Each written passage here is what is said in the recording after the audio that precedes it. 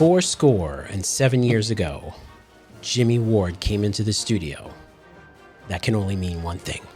This Week in History. Yes. It is that great time. It is that great time again. Once again. It is, yes. Welcome back. Thank you. Good to be back. And I have to say, your episodes do very well for the channel. Oh, very nice. So hopefully for this week in history, we'll do very well. Well, this is quite a busy historical week. It is. So tell us the dates that you're doing for this time. So we're doing June 30th through July 6th. Okay. I know there's some things in there. Oh, there's Civil War. Yes, a Civil War. There's actually a few Civil War. Independence Day. Sure. Right? Yes. Maybe some Harry Potter, you know. Oh, my goodness. Oh, sure. So for those of you who are just joining the show and you don't know what This Week in History is, our resident history buff, Mr. Jim Ward, comes in and he will tell us what happened on certain days this actual week. I know it's 2024, but in history. Yes. Right? Correct. All right. So I have no idea what you're going to talk about, which makes my life much more the fun when I'm editing this and I'm actually putting stuff in. So this is good. But everyone wins. Everyone wins. So here we go, Jim. What do we have for this week? Alrighty. So June 30th, 1971, the 26th Amendment to the U.S. Constitution was enacted, granting the right to vote in all federal, state, and local elections to American citizens 18 years or older. There you go. The U.S. thus gained an additional 11 million voters because the previous age had been 21. 21, yeah. So now it became 18 and 11 million more voters were put on the rolls. Cool. Yeah. Awesome. That was 1971. I know. I didn't realize it should be like earlier than that. That's what I was thinking. Right? But no, okay. 71. 71. Who would have thought? 53 years ago. 53 years ago, yeah. This week. Yep. Yes. Cool. So awesome. Very good. Then we have June 30th, 1997. In Hong Kong, the flag of the British Crown colony was officially lowered at midnight and replaced by a new flag representing China's sovereignty and the official transfer of power. I think they had been there since like 1900 or something, if I'm not mistaken. Had It was for a while. It was for, was it 100 years maybe? Was it 100 year? I thought it might have been. It was some sort of a lease, I think. Yes. If I'm not mistaken. Can you imagine the British? I tell you, the nerve of them, the nerve of those Brits leasing a whole city of things. No, So it went back, and some people were not so happy about that. I don't think, like some citizens who lived in Hong Kong kind of liked the whole British ones, or like Chinese, or I think a bunch of people. Oh, interesting. Yeah. Wow. Well, look, you went from being a fairly free, province or a free. Region of Asia into being under control of the Chinese government, which that is true. They got different ideas over there. They sure do. So we'll say it like that. Sure. We'll just say it like that. And actually, that same day, in the same year, J.K. Rowling, is that how you say it? Rowling? J.K. First Rowling. Harry Potter book, Harry Potter and what they call it in the UK, Philosopher's Stone. Philosopher's Stone. But here it's known as the Sorcerer's Stone. That's right. So that was released on June 30th, 1997. Wow, very cool. Isn't on the that same something? Day. And then there you go. All that craziness from there on with all the movies and the books. It's amazing. Came to fruition. It's amazing. Now she sleeps on a bed of money. And they just keep making more. They keep making more. Yeah. Let's see. So we have in July 1st, 1862, President Abraham Lincoln signed the first income tax bill, levying a 3% income tax on annual incomes of 600. Now, what a range this is. 3% on annual incomes of $600 to $10,000. Wow. So that was some. What was above? Do you know what was above 10,000? 5%. Oh wow. Yeah. So that was our first federal income tax. So look, boo for the taxes, right? Boo. But wouldn't it be great if it was just 3% today? I would take 5%. I would love that. I'm not going to lie. Yeah. Right. And then, well, here we go. Oh, okay, here we go. If you're wondering what we're going at here, it's the fact that Jimmy is a big Civil War Abraham Lincoln fan. All right, Jimmy, what is it? July 1st. 1863. 1863. Day one, Battle of Gettysburg. The South invades the North. The South came into Gettysburg from the north. the North came in from the South. Oh, and look they at met. that. Yeah. Why did they go in the opposite directions? Because the Confederates were starting to go above Gettysburg towards, I think they were trying to get to Harrisburg and I others, see. like York, Pennsylvania. So, and the Union was following them. Okay. They knew they were just trying to keep them between Washington and where they were. So, but yeah, so the first day's fighting, it looked like it was going to be a Union victory at first, but then the Confederates got reinforcements, and they basically had the Union retreating through the town, which then brought them south of the town, up on the hills south of town, Culp's Hill, Cemetery Hill, and inadvertently, the Confederates gave them the high ground, which is something you always want in a battle. Yes. And that would affect the next 2 days of battle. So wow. yeah. Can you hear the passion in his voice, folks? Can you hear it? It's amazing. It's absolutely amazing. You're like, then there was a hill, and then there was a battle, and then they came this way, and then they came that way, and then General such and such. General. Well, no, Ulysses S. Grant wasn't there, but No, he wasn't there at Gettysburg. not in Gettysburg, at but that point, he would be at much other many locations. other ones, This one I actually never heard before. July 1st, 1893. Okay. President Grover Cleveland underwent secret cancer surgery aboard a yacht owned by his friend, Commodore E.C. Benedict. And the surgery was performed on a cancerous growth in his mouth, and this is what's crazy, the entire left side of his jaw was removed along with a small portion of his soft palate. Oh my goodness! I never heard that before. And then a second smaller operation on July 17th happened, and he was then fitted with a rubber prosthesis, which he wore until his death in 1908. The secrecy was intended to prevent panic among the public because this is during the economic depression of 1893, and they're already having issues. And if the president's down, it's this is more problems. This is interesting. I have so many questions. So did they do this like out at sea? That's what it appears to be. Or did they like dock the boat somewhere? Or, like, how does this work? It just said it was aboard a yacht, so he must have gone out to sea or something, or maybe just to where it was docked or something. But yeah. Well, look, I think that's amazing. What an amazing piece of historical information that happened this week in history. But honestly, it perhaps still happens today. I'm sure there's a president or a person or maybe a celebrity who secretly does things, and we hear about it another time, but we won't hear about it until 50, 60 years from now. Exactly. But that's pretty remarkable. Yeah. Wow. And he lived what? Another 15 years. 15 years. Yeah. So cancer surgery in 1893. Yeah. Wow. Isn't that something? Amazing. Same thing, July 1st, 1956, Congress passes the National Interstate and Defense Highways Act for the construction of 41,000 miles of interstate highways over a 20-year period. Wow. And that was when you got all those, crisscrossing the U.S. And all what's the famous one? Interstate Route 66? 66, Yeah. And they put all the I numbers, right? So it's Yep. I-10, I-20, 30. Right. Because it goes 10 through it's the even numbers are west to east, so 10, 20, 30, 40, 50. Okay. And then the odd numbers, so it's 15, that would 25, and 95. So 95 obviously is the most eastbound. Oh, that would make sense. Okay. And 5, which I think is in California, maybe. Sounds about right. Yeah. Is out there, and so it's Look at pretty that. wild. I didn't know that about the. You see that? The And that was what, longitudinal 1956. And in 1957, there was a traffic jam. So that's what happened. Everyone was just stuck on the road. On that weekend, July 4th weekend. July 1st, 1963. I did not realize this one. The zip code was introduced in the United States. 19 what? 63. 1963? 1963. Holy macaroni. I would have thought it was much earlier. I would have thought it was much earlier, too. How did they get mail places? I don't get it. So do you know your full zip code? No, see. No. Yeah, I know my full zip code. Including like the 4 after? 4 after, yeah. Oh, see, I don't know mine. Or whatever that is. But yeah, cool. So then we go to July 2nd, 1776. Now, This is where we're getting into declaration time.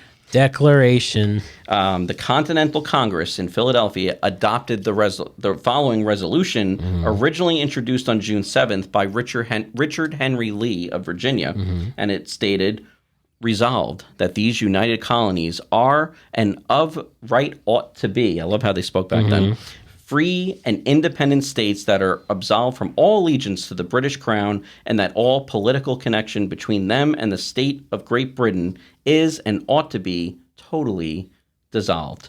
And so that was the resolution for independence. Okay. But then 2 days later, which we'll come to, was the official one. The official one. The official declaration. I declare. Every time I hear declaration, I think of the way they said it in National Treasure. It was like, the declaration. Every time I hear it, that's all I think about.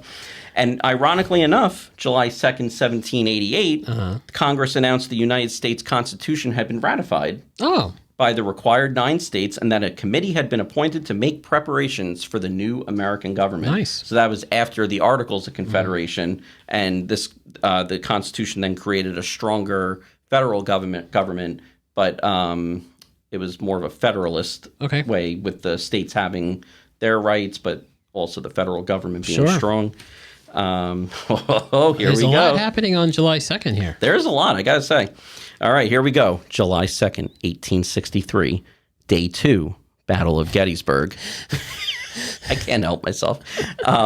So this day, so the Union Army had retreated through town, and they were up on the hills south of town. So you had them at Culp's Hill, which was basically the Union line was like a fish hook. So the barb was where Culp's Hill was, and went up to Cemetery Hill, swung back down to Cemetery Ridge, and then below that you had Little and Big Round Top.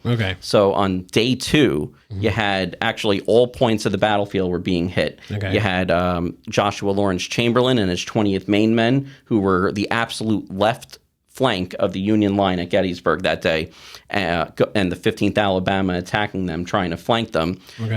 The men of the 20th ran low on ammunition, and their colonel, Joshua Lawrence Chamberlain, ordered a bayonet charge down the hill to flush the Confederates away and back up to Big Round Top. And he is credited with saving the Union position that day on the left flank.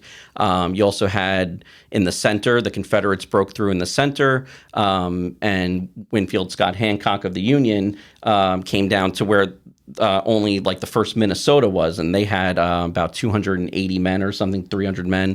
And he said, "My God, is this all the men we have here?" And he turned to their colonel and saw the Confederates come. And he said, "See those colors? Take them." And so the very undernumbered Union soldiers went against these Confederates flying at them, and they ended up having 82% casualties, the 1st Minnesota, which I think is, if it's not the highest, it's one of the highest casualty rates in the Civil War.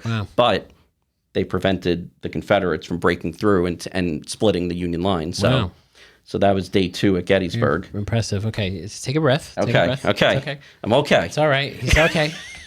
I'm sure there's going to be a 3rd day coming up very shortly in this episode. There might be. When I told you we were doing this week, you were like, "Okay, I'm on it. I'm in it." April and July. I don't know what it is. April and July have so many things in it. I know, and I always take my vacation that week, so this is why we do this. What else do we got, Jimmy? All right, so we got July 2nd, 1881, President James A. Garfield was shot and mortally wounded as he entered a railway station in Washington, D.C., and he ended up dying 2 months later on September 19th. And I believe it was part of the reason they say he died was because the doctors were not using clean tools, and they were probing he didn't even die from. He didn't die from the gunshot. He died from sepsis or whatever it was that he got, because they were like sticking their hands in there without. And they say he probably would have survived had it not been like, I guess. Did they not know about germs back then? I guess I don't know. They probably didn't. So who knows? Otherwise, history would have been very different. Yes. Let's see. Let's try to move on a little more. July 2nd has a lot of stuff. July 2nd, 1964, President Lyndon B. Johnson signed the Civil Rights Act of 1964, prohibiting discrimination on the basis of race in public accommodations, publicly owned or operated facilities, employment and union membership, and in voter registration. And it allowed for cutoff of federal funds in places where discrimination remained. And this is the 60th anniversary. Wow. It is the 60th anniversary. Yes. Wow. Good call. Very good. July 3rd. Here we go. We're finally moving on to July 3rd. Okay. During the American Revolution in 1775, George Washington took command of the Continental Army at Cambridge, Massachusetts. There you go. And thus, there we went from there. George Washington. There we went. All right, here we go. T-shirts available. Here we go. I promise this is it for the Battle of Gettysburg after I this. hope so, because they were not day 4, right? No. Okay. It was only 3. Yeah, exactly. So now. Day 3, July 3rd, 1863, Battle of Gettysburg. So Robert E. Lee, he had hit the Union right. He had hit the Union left.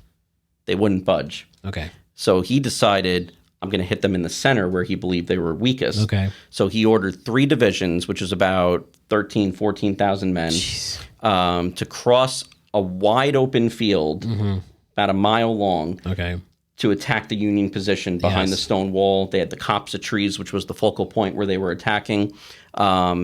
Basically, they attacked, and you had about, I think it was a third of the men fell. This was was like the worst. Was this the worst day? Casualty-wise, I'm not sure if it was the worst. I haven't looked at those numbers, but basically the Confederates were repelled. The Union Army held the ground, and thus won the Battle of Gettysburg, and Lee's army then ended up retreating back across the Potomac into Virginia, which ended Lee's second invasion, and he never tried it again. Yeah, so this kind of was the turning point for the Civil War. It was. So the Union Army was victorious at Gettysburg. At Gettysburg. All right. And then how many days later? Are you going to get to it? How many days later? How many days? After, when was the address? Oh, that was November 19th. Oh, it was November? Yeah, that was November 19th, 1863. So, they had months and months to go. Stay tuned for the November history bites. I feel like I've already done that one, to be honest. But all right, here we go. July 4th, 1776. The Declaration of Independence was approved by the Continental Congress. The committee that created the Declaration consisted of 2 New England men, John Adams of Massachusetts, Roger Sherman of Connecticut, 2 men from the Middle Colonies. You had Benjamin Franklin, of course, from Pennsylvania, and Robert Livingston of New York, and 1 Southerner, 1 Thomas Jefferson of Virginia. Thomas Jefferson. And in 1823, he wrote that the other members of the committee, quote, unanimously pressed on myself alone to undertake. Now, it's spelled like draught, but it means draft, which I didn't understand until I looked it up. But I consented, I drew it, but before I reported it to the committee, I communicated it separately to Dr. Franklin and Mr. Adams, requesting their corrections. I then wrote a fair copy, reported it to the committee, and from them, unaltered to the Congress. Yes. So that would be the day that everything changed. Yep. And I think England didn't find out for like 2 months or so. Well, of course, because, we didn't have like email. I'm going to send England an email. You serious? Yeah. You serious, Clark? You serious, Clark? There is a, not to change the subject, but to kind of go a little off a tangent, there is an attraction at Epcot, one of my favorite places. It's the American Adventure. And there's a scene in that attraction where, Benjamin Franklin is really like pushing Thomas Jefferson, like, we have to do this. We have to do this. Oh, that's cool. And Thomas Jefferson says something to the effect of, Mr. Franklin, while you slept through the meeting, we did come up with a declaration. But, all right. Then, actually, more Civil War. I apologize. Because why not? July 4th, 1863, Vicksburg, the last Confederate stronghold on the Mississippi River, surrendered to General Grant and the Army of the West after a 6-week siege. Lincoln, at the outbreak of the war, declared that Vicksburg was the key and said the war can never be brought to a close until the key is in our pocket. Vicksburg. We need Vicksburg. We need Vicksburg. So John C. Pemberton was in charge. He was the head of the Confederates there. He had stated a reason for why he decided to surrender. And this is a quote from him, and I love this quote. "I am a Northern man. I know my people. I know their peculiar weaknesses and their national vanity. I know we can get better terms from them on July 4th than any other day of the year." Oh, wow. So he surrendered on the 4th of July because he figured they'd be in a better mood. A better mood. And like, you know what? I'm enjoying this hot dog. I'm enjoying this hamburger. This potato salad is fantastic. I think we might surrender. I think today. it's time. I think it's time to surrender. It's done. It's over. Pass the watermelon over. They were done. They just wanted to celebrate and have a good time. Yeah. So let's see. What else do we have? We have other stuff this week. I know. We? I'm sorry. I have a lot. You do have a lot. July 4th. Big show this week. July 4th, 1946. The Philippines became a self-governing nation after 48 years of U.S. sovereignty. Interesting. So that I guess stemmed from the Spanish-American War. Yes. Mm-hmm. So that they finally got their independence. Great. This one I found interesting. July 4th, 1954, rationing of meat and bacon through the use of ration books ends, bringing an end to rationing in Great Britain in 1954. In Great Britain. 14 years of rationing. And that was like 9 years after the war ended. I wonder if that has something to do with why their food is so strange over there. It might. Maybe that's all they could do at the time, you know? It might. Let's see. I kid because I love Britain. It's all right. I've never been, but I want to go. Yeah. I've been to the Emerald Isle, but not England. So we'll do this one quick. July 4th, in 1959 and 1960, you have a star added to the American flag for Alaska and Hawaii, respectively. Nice. Yep. July 5th of 1996, the first cloning of an animal by scientists was revealed by the Rosalind Institute in Scotland when Dolly the sheep was cloned from tissue taken from a 6-year-old, is that ewes? Ewes udder. Yes. So that was, remember Dolly? I remember Dolly. Sure. Delicious with a little mint jelly. Oh. Thanks. I'm here all week. I just have a couple more. Okay. So July 6th, 1885, Louis Pasteur gave the first successful anti-rabies inoculation to a boy who had been bitten by an infected dog. There you go. And then July 6th, 1942, Anne Frank and her family take refuge in a secret sealed-off area of an Amsterdam warehouse. Acting on a tip from an informer, the Nazi Gestapo captures the 15-year-old Jewish diarist and her family in a sealed-off area of the warehouse, and they had taken shelter there since 1942. So they had been there. I think it was about a year or so. I actually got to see. I didn't go in, but I got to see the house where they were. Yeah. Oh, you were over Amsterdam. Yeah, I was in Amsterdam last year. Yeah, it's pretty cool. Wow, that must have been something to see. Yeah, it was. Yeah. Wow. So that is what I have for This Week in History. Well, that's fantastic, Jimmy. Thank you so much. You're welcome. My pleasure. We greatly appreciate it always. And if you want to watch other This Weeks in History, This Week in Histories. Yeah. Histories. You can go to our website, mcplpodcast.com, and in the upper right-hand corner, there's a little magnifying glass, a search button. You click on that and type This Week in History, and you will be able to listen to all of our This Week in Histories. That's right. And on YouTube, you can just hit the search button in our channel to see all that. Yes. And speaking of YouTube, Jimmy, hit the like button if you're still here. If you and some of you probably stayed because Jimmy's like a rock star here. So if you've stayed and you've watched us this long, please hit the like button and also hit subscribe. Because Jimmy has something called History Bites. History Bites. And we're working on History Bits, too. Yes. Little bits. Little under a minute videos. Under a minute videos. Shorts here on the channel. So definitely, hit subscribe so this way, and hit the notification bell so this way you'll know when we put something new up on the channel. Yep. All right. Well, thank you so much, Jim, for another fantastic episode. Thank you. And thank you all for listening and for watching. I'm Sal DiVincenzo. This is Jim Ward. We'll see you on the next show.